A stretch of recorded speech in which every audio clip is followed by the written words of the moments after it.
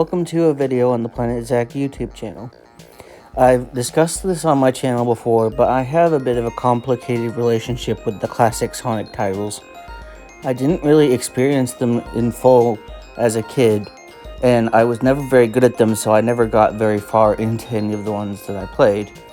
I had a little bit of a better time with the DS multi-card they released, which I found at one point, but I've never beaten any of them in any capacity except for the first one, and I've never even played like Sonic CD, so it's really just Sonic 1 and little bits and bobbles from the other games. However, despite all of this, from what I have played, certain classic zones have still worked their way into my heart. For years, I really liked Mushroom Hill Zone from Sonic and Knuckles, even though I was never able to get past it. It just was such a cool stage to me, and I really enjoyed it. One of the other stages that has caught my attention since I got deeper into playing these games is Hilltop. And it's a really interesting stage. I like the aesthetic, I like the cool blues contrasting with the lava and the green grass, and I like the music.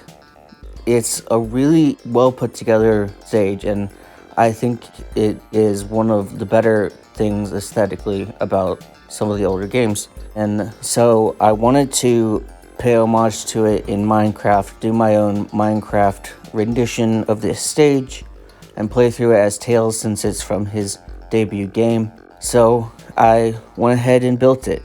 I was a little bit concerned at first with the aesthetics, because the aesthetics are very similar to Emerald Hill, which, despite being literally a synonym for Green Hill, isn't entirely the same as the first stage from the first game. You see, it takes the checkered board pattern that is so iconic to Green Hill and kind of turns it on its head. It creates a new aesthetic where the checkerboard is peppered in certain spots. And Hilltop does the same thing. It has little hints of this checkerboard pattern spanned out across a larger blue surface.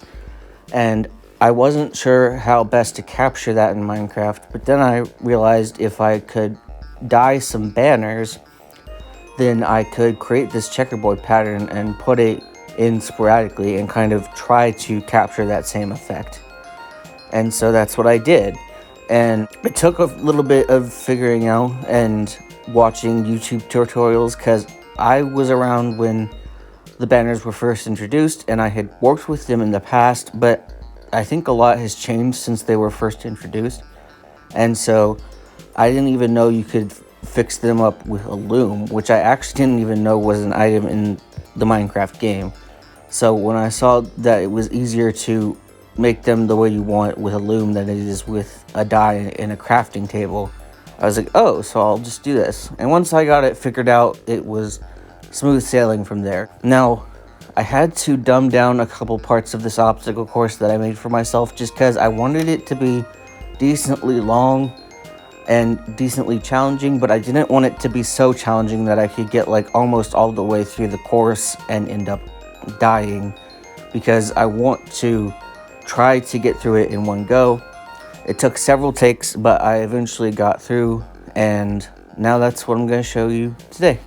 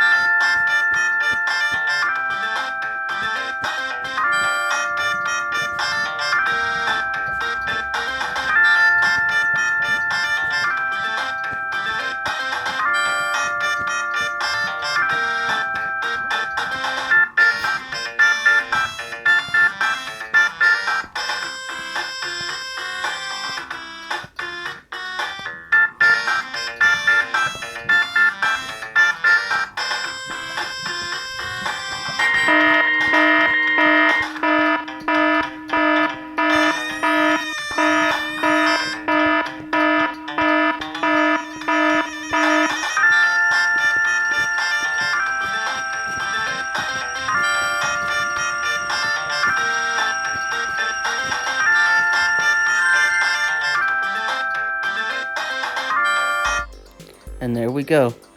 I hope you enjoyed this little tribute to what I think is a really, truly awesome stage.